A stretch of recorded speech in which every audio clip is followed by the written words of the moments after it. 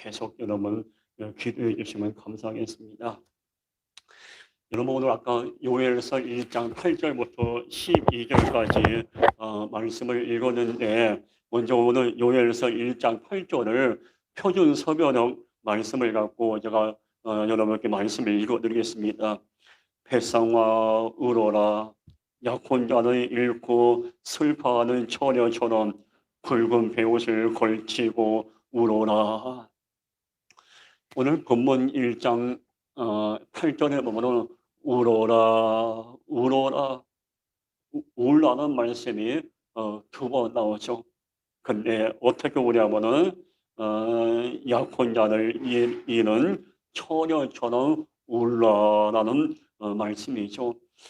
여러분 아시지만 말씀을 보면은 하나님께서는 좌절과 고난과 어려움에 빠져 있는 이들에게 찾아오셔서 어루만져 주고 포도만 주고 눈물을 거두어 주셨거든요. 하나님의 마음이에요. 근데 요엘서 1장 8절에 보면은 이상하게 하나님은 어루만져 주고 위로하는 하나님의 모습이 아니라 울어라 슬퍼하라 눈물 흘려라고 말씀하고 있는 거예요. 왜 하나님은 요엘 선지자를 통해서 이스라엘 민족에게 눈물을 흘리고 울라고 명령을 내렸을까? 오늘 본문을 보면서 우리가 마음에 담을 것은 오늘 설교 제목이 진정 슬퍼해야 할 것은 이것이 오늘 설교 제목입니다. 여기 하얀 요거 머리 이거 스위치 잘 이렇게 올려놔야 돼요. 이렇게 쓰고는 예, 예, 그래요. 예. 안 돼? 됐어요. 예. 우리는 살다 보면은 간혹 가다가 이렇게 슬퍼하고 눈물을 흘릴 때가 많이 있죠. 방금 말씀을 했지만은 하나님은 그럴 때마다 우리에게 찾아와서 어루만져 주고 눈물을 닦아 주셨는데 오늘 본문을 보면은 아무리 생각해도 왜 하나님이 울라고 명령했을까? 왜 슬퍼하라고 요엘에게 우리 모두에게 말씀했을까? 그리고 한 가지 또 마음에 담을 것은 우리 정말 오늘 요엘 말씀처럼 슬퍼하고 눈물 흘릴 수밖에 없는 일들이 많은데 아마 여러분도 지난 1년 동안 살아오면서 마음이 답답하고 또 눈물도 흘리고 마음이 무겁고 슬픈 가운데 사시다가 오늘 이 자리에 오신 분도 계실 거예요. 그 우리가 가만히 한번 생각해 볼 것은 우리가 진정 무엇 때문에 울어야 하는가? 우리가 정말 무엇 때문에 슬퍼해야 하며 무엇 때문에 눈물을 흘려야 하는가? 오늘 요엘서 1장 8절부터 12절 본문에는 정확하게 그 해답을 말씀하고 있습니다. 우리는 예배의 가치가 무너지고 있는 이 현실을 보고 슬퍼하고 눈물 흘리며 기도해야 합니다. 여러분 오늘 요엘서 1장 9절 보면 이런 말씀이 있죠. 소재와 전제가 여호와의 성전에서 끊어졌고 여호와께 순종하는 제사장은 슬퍼하도다. 이 부분은 소재와 전제가 여호와의 성전에서 끊어졌다 그랬어요. 그럼 여러분 소재가 뭐냐면은 제가 소재와 전제가 무엇인가 하면은 소재는 밀가루하고 곡식을 모아서 제단에 올려드리는 제사법입니다. 요즘 말로 예배법이에요. 전제는 뭐냐면은 포도주를 구별해서 하나님께 올리는 제사법이에요. 하나님은 5가지 제사법, 요즘 말하면 예배법을 정하셨는데 그 가운데 소제와 전제가 있는데 오늘 요엘서 1장에 보면은 이스라엘 민족이 죄를 보면서 회개하지 않고 우상을 숭배하고 음란하고 방탕해서 하나님은 이스라엘 민족을 회개하고 돌아오게 하기 위해서 잠깐 메뚜기 떼를 보냅니다. 그죠? 이 메뚜기 때문에 온 이스라엘 땅에는 모든 곡식이 다 초토화가 돼요. 농작물이 완전 잿더미가 돼요. 그래서 메뚜기 때문에 온 이스라엘 땅에 곡식과 밀가루가 다 끊어지게 됩니다. 그러니까 이 곡식과 밀가루가 없으니까 이 소자와 이 전제를 드릴 수가 없는 거예요. 그러니까 쉽게 말하면 소제, 전제, 예배를 못 드리는 거예요. 그리고 오늘 요한에서 1장 9절 보니까 여호와의 성전에 끊어졌고 뭐가 끊어져 있습니까? 예배가 멈추게 된 거예요. 번제, 화목제, 속번제, 소제, 전제 5가지 예배법이 있는데 이 메뚜기 재앙 때문에 이스라엘 땅에 곡식이 끊어지고 초토화가 돼서 이스라엘 민족은 소제와 전제를 드릴 수 없는 제사, 예배를 드릴 수 없는 예배가 끊어지고 예배가 멈출 수밖에 없는 이 안타까운 현실을 만나게 됩니다. 이때 오늘 아까 요엘서 1장 9절 말씀처럼 제사장들이 하나님 앞에 소제와 제사, 전제, 예배를 드릴 수 없는 예배가 끊어진 멈춰있는 지금의 모습을 보고 제사장들이 울면서 하나님 앞에 몸부림을 치게 됩니다. 그래서 오늘 하나님은 요회를 통해서 제사장뿐만 아니라 많은 이스라엘 민족에게 예배가 끊어지고 예배가 멈춘 이 이스라엘 민족의 이 땅을 보고 슬퍼하며 눈물 흘며 기도하는 얘기예요. 오늘 이스라엘 민족은 자신들의 죄 때문에 메뚜기 재앙을 받아서 곡식을 다 잃어버리고 예배를 드릴 수 없는 안타까운 현실을 만났습니다. 근데 오늘 요엘서 1장을 가만히 보면 우리가 마음에 담을 것은 제사장들이 요즘 말하면 주의 종들이죠. 소제와 전제를 못 드리니까 가슴 아파서 우는 거예요. 어찌 보면은 이해할 수 있는 방법인데 근데 이 말씀을 깊이 읽어보면 그러면은 소제와 전제 곡식과 밀가루가 없어서 예배를 못 드리면은 그러면은 다른 방법으로 예배를 드리면 되잖아요. 여러분 하나님은 꼭 소제와 전제 밀가루와 포도주만 받으시면서 예배를 받기 원하시는 분은 아니에요. 하나님의 밀가루가 없어서 뭐 어려운 분은 아니잖아요. 그분 오늘 요엘서를 가만히 보는 제사장들의 한 가지 안타까운 거는 곡식이 없어서 예배를 못 드린다면은 곡식이 없으면 어때요? 하나님은 곡식을 받는 분이 아니라 마음을 중심을 받는 분이니까 곡식은 없지만은 정말 마음을 담아서 하나님께 내 마음을 드리는 예배를 드리면 되잖아요. 그렇죠? 여러분 잘 들으세요. 예배 시간에 헌금을 못 드리면 어때요? 헌금보다 더 귀한 게 뭐예요? 우리의 마음이에요. 오늘 요엘서 1장에 있는 제사장은 소제와 전제를 드릴 곡식이 없다는 이유만으로 예배를 멈췄어요. 어찌 보면 제사장은 자기를 합리화한 거예요. 아이고 봐라. 메뚜기 때문에 음식이 없어서 소제, 전제를 못 드리니까 우리 잠깐 예배 멈추자. 지금 그런 거예요. 하나님이 이런 모습 보고 얼마나 마음이 아플까요? 여러분 제사장들은 요엘서 1장에 있는 제사장들은 예배를 멈춘 것에 대해서 물론 슬퍼했지만은 이 슬픔은 진정한 슬픔이 아니에요.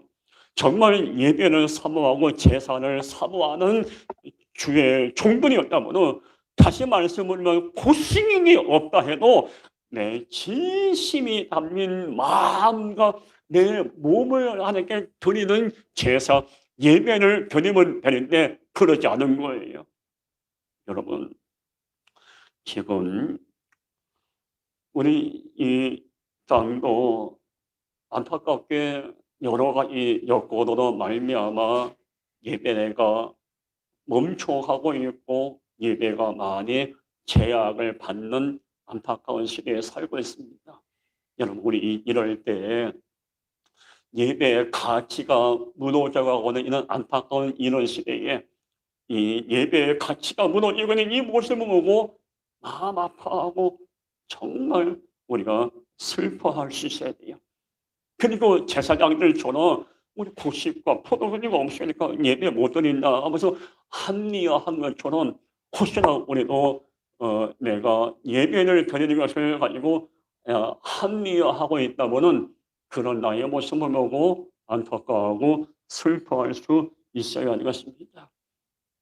지금 요엘서에 있는 이 모습이 지금 이 땅에 그대로 재현이 되고 있어요. 세상은 계속해서 예배를 멈추게 하고 예배에 대해서 이렇다 저렇다 말하고 있는 안타까운 시대예요. 여러분, 어제 중앙 대책본부에서 국민들한테 문자를 보냈죠. 700명이 참석한 예배에 확진자가 3명 있었지만 추가 감염은 0명, 1명 넘는 거죠. 비교는 교회 내 마스크 의무화입니다. 얼마 전에 700명이 모인 교회에서 예배에 드렸는데 확진자가 예배에 드렸는데 한 명도 감염이 안 됐어요. 우리는 다 마스크를 썼기 때문에 방역을 철저히 했기 때문에 예배 드리는 분들 가운데 확진자가 없었어요. 정부에서 이런 문자를 다 보냈죠. 그러면 어제 제가 이 문자를 보면서 이런 생각을 해봤어요. 그러면 정부에서 마스크를 쓰고 예배를 드리면 이와 같이 한 명도 확진자가 없으니 이런 모양으로 더 방역을 철저히 하고 예배를 마스크를 쓰고 예배 드리를 또 권장하면서 나라와 민족을 위해서 기도해 주십시오. 이러면 좋은데 계속 예배를 제재하고 있는 이 손실이 마음이 안타까운 거예요. 여러분 아시지만은 지난주에 서울시에서 교회에 비치되어 있는 성경과 찬송가를 공용 물건이라는 이유 때문에 사용 금지 명령을 내렸어요. 그래서 교회 안에는 찬송가 성령을 사용하는 교회는 교회를 폐쇄한다고 서울시에서 명령을 내렸어요. 안타까운 공용 물건을 쓰면은 코로나가 확진된다는 명분이었어요. 어찌 보면 그럴 수도 있겠죠. 그런데 한번 생각해 보면은 그렇다면은 도서관에 비치되어 있는 공용 도서와 잡지도 사용을 못하게 해야지 형평에 맞는 거예요. 관공서에 비치해 있는 볼펜, 버스, 지하철에는 손잡이도 사용을 못하게 해야 돼요. 정말 코로나 방역을 예방한다는 명분이 있다면 근데 유독 교회 안에는 성경과 찬송가만 사용 금지, 사용하면 교회 폐쇄한다고 너무 지나치게 자극적으로 나오고 있는 게 안타까운 거예요.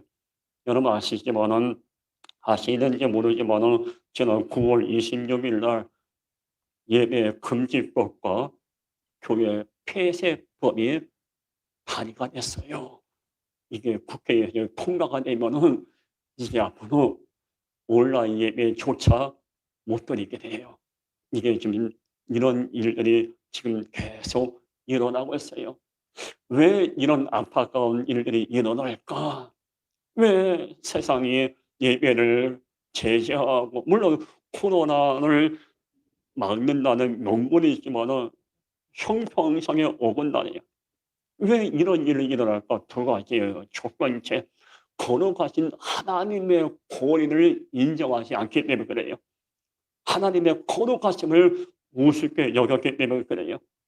그리고 두 번째, 그거는 예배의 가치를 모르기 때문에 이런 형평에 어긋난 안타까운 법을 정해서 하나 밀어붙이고 있는 거예요. 똑같은 일을 해도 억압하고 규제하고 구속하며 일을 진행하는 것보다도 마음을 모아서 서로 상의하고 서로 함께 고민하고 좋은 방향으로 긍정적으로 이 코로나라는 어려운 시국을 헤쳐나가는 아는 마음 방법도 있어요. 정말 어떤 방법이 정부와 한국교회 온 국민이 덜 상처받고 지혜롭게 해결해 나갈 수 있는 방법일까? 한번 좀 생각해야 돼요. 그리고 무엇보다 이럴 때 우리 그리스도인들은 어떤 자세를 가져야 할까? 더 우리는 더 정부의 그 지침을 따라서 방향을 더 철저히 하고, 그럼에도 불구하고 대통령과 관계자들이, 의사와 간호사들이 이 어려움을 지혜롭게 헤쳐나갈 수 있도록 계속 우리는 기도해야 합니다. 더 철저히 방역하고 더 철저히 잘 관리하면서, 그러면서도 우리 그리스도인들은 형평성에 어긋나고 하나님이 제정하신 예배를 세상 권력자들이 이 좌지우지하고 있는 이런 불의에 대해서는 정확하게 아니요라고 말할 수 있어야 하는 것입니다. 그리고 우리 이럴 때 그리스도인들은 어떤 자세를 가져야 하겠습니까? 세상은 예배의 가치를 무너뜨리고 있지만 그리스도인들은 더 예배의 가치를 귀하게 여기고 더 온전한 모습으로 하나님이 원하는 예배의 자세를 마음에 품어야 하는 것입니다. 요한복음 4장 23절에 아버지께 참으로 예배하는 자로는 신령과 진정으로 예배할 때가 오나니 그 이때라. 아버지께서는 이렇게 자기에게 예배하는 자를 찾으시리라. 하나님 아버지는 돈이 많고 잘생기고 또 권력이 있는 자를 찾는 분이 아니에요. 하나님은 사람을 찾는데 어떤 사람을 찾고 있습니까? 예배를 최고의 가치로 두고 한 번의 예배를 위해서 눈물이 담긴 예배를 드리는 그런 예배자를 찾고 계십니다. 오늘 요엘서 1장 8절에는 제사장들 소자와 곡식을 드리지 못해서 제사가 끊어지고 예배가 끊어졌어요. 슬퍼했어요. 안타까워했어요. 그러나 그걸로 끝냈어요. 정말 슬퍼하고 안타까웠다면 하나님께 소자와 곡식이 없어 예배를 못 드리는 이런 현실 앞에서, 그러면 제사장들은 적어도 주의 종교는 백성들을 모아놓고 우리가 곡식은 없지만은 곡식보다 더 귀한 우리의 믿음의 고백, 우리의 찬양, 우리의 기도, 내 마음, 우리의 삶을 다해서 아버지 이름을 높이자, 이렇게 나와야 하는데 요엘서 1장, 2장, 3장, 4장 아무리 봐도 그게 안 나와요. 그러니까 하나님은 마음이 아프시니까 요엘서 2장에서 하나님은 요엘에게 너희 제사장문을 회개하라고 하나님은 요엘을 통해서 제사장문을 책망하십니다. 너희들은 내가 찾고 있는 예배자가 아니란 얘기예요. 창세기부터 요한계시록까지 보면요, 하나님은 예배를 귀하게 여겼어요. 그리고 그 하나님의 마음에 합한 예배자를 찾기를 원하셨어요. 환경이 어찌됐든 우리 삶이 어떻게 진행되는지 정말 우리는 하나님이 원하시는 신령과 진정으로 드릴 예배를 드릴 수 있어야 돼요. 요한복음 4장 24절 보면 하나님은 영이시니 예배하는 자가 신령과 진정으로 예배할지니라. 여러분, 신령과 진정으로 드리는 예배가 어떤 예배일까요? 하나님께 집중하는 예배예요. 이 세상은 안타깝게 한국 교회가 코로나의 지더니처럼 만들어 버렸습니다. 안타깝고 슬픈 일이죠. 예배를 드리는 예배자들이 죄인 취급을 받는 안타까운 시대로 이 세상은 만들어 버렸어요.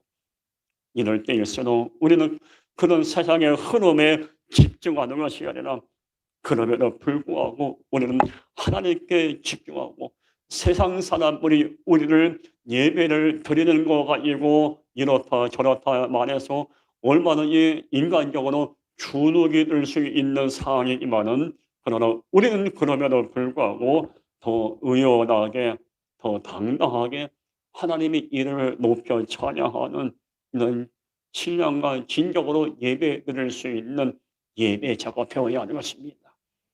예배를 드릴 수 있다는 거 은혜고 행복이고 축복인 거예요. 오늘 진정 우리가 슬퍼야 할 것이 뭘까요? 돈이 없고 내가 사업에 실패해서 슬퍼야 합니까? 아니에요. 예배의 가치가 무너져가고는 이 민족을 보고 슬퍼할 수 있어야 돼요. 그러면서 오늘 요엘서 1장 11절에 보면은 농부들아 너희는 부끄러워할지어다 라고 기록되어 있어요. 1장 8절 그거는 제사장들에게 주는 말씀이고 1장 11절은 농부들에게 말합니다. 너희는 부끄러워하라. 왜 부끄러워하냐면은 이 오늘 말씀에 나오죠. 1장 12절 보면 이런 말씀이었어요. 포도나무가 시들고 무화과 나무가 말랐고 석류나무와 대추나무 사과나무와 밭의 모든 나무 다 시들었으니 이러므로 사람의 즐거움이 말랐도다. 여기 보면은 하나님은 요회를 통해서 농부들에게 말합니다. 너희들은 부끄러워하라. 왜? 농부가 물론 메뚜기가 온 땅을 다 뒤엎어서 농작물이 초토화했지만은 그렇다고 농부들이 다 주저앉으면 안 되잖아요. 삽일했던 곡괭이 들고 가서 땅을 일구고 땅을 갈아엎고 다시 씨를 뿌리고 물을 주고 농작물을 다시 만들고 다시 농사를 져야 하는데 이 농부들은 그런 마음조차 없었어요. 삽을 곡괭이에 내려놓고 그냥 주저앉아 버리는 거예요. 그러다 보니까 모든 포도나무가 시들고 무화과 나무가 말라버리는 거예요. 이 무화과가 말라버리고 이 포도나무가 시든 것은 농부들 너희들이 열심으로 일하지 않았기 때문에 그런 너희의 게으름을 부끄러워하라고 오늘 하나님은 말씀하고 있는 거예요. 여러분 이렇게 설교하고는 저도 이 말씀을 제 마음에 담으면서 농부가 과연 누굴까요? 농부 저와 여러분 우리 모두예요. 오늘 본문을 농부나라 너희는 부끄러워할지어다. 그러면 우리가 이 땅에 살면서 우리가 정말 부끄러워해야 할 것이 뭘까요? 학벌이 짧은 걸 부끄러워합니까? 남들처럼 잘생기지 못한 게 부끄럽고 남들은 30평, 40평, 50평 좋은 집에 사는데 나는 월세에 살고 있는 게 그게 부끄러운 겁니까? 아니에요. 정말 우리가 부끄러워야 할 것은 예배의 감격을 잃어버리고 있는 내 모습을 보고 부끄러워할 수 있어야 돼요. 오늘 요엘서 1장 11절 보니까 포도나무가 시들고 대추나무와 사과의 모든 나무가 다 시들었으니 포도나무가 시든 것처럼 내 안에 십자가의 사랑이 시들고 십자가의 은혜가 메말라고 있다면은 그런 나를 보고 부끄러워하고 안타까워할 수 있어야 되겠습니다. 제가 몇 번 말씀을 했지만은 처음에 우리가 예수 믿을 때는 얼마나 금식 기도하고 문제만 만나면은 하나님 앞에 나와 엎드려 기도했습니까? 십자가 붙들고 그렇게 매달리고 어려움을 만나면 말씀대로 살려고 몸부림을 치고 근데 요즘은 너무 사능에 힘들다 보니까 이리 흔들리고 저리 흔들리고 기도도 하지 않고 말씀을 마음에 품지 않은 이런 안타까움을 우리가 범할 때가 얼마나 많아요. 기도하지 않은 내 모습을 보고 부끄러워할 수 있어야 되고 예전처럼 말씀에 집중하지 않고 세상 악한 세상과 타협하고 있는 내 모습을 보고 부끄러워할 수 있어야 돼요. 포도나무가 시들고 대추나무가 시들었어요. 우리 내 마음에도 하나님에 대한 사랑이 메말라오고 하나님에 대한 그 은혜가 시들어하고 있다고는 그런 내 모습을 보고 마음을 지켜야 돼요.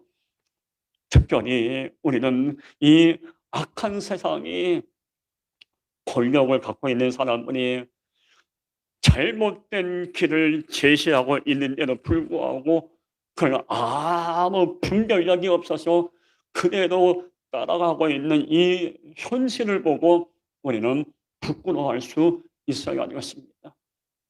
하나님은 우리가 그럼에도 불구하고 예배의 자리에서 하나님의 이름을 높이기를 원해요. 근데 이 세상은 가만히 가서도 위대하고 존귀하신 하나님 앞에 예배드리는 것을 제재하고 방해해요.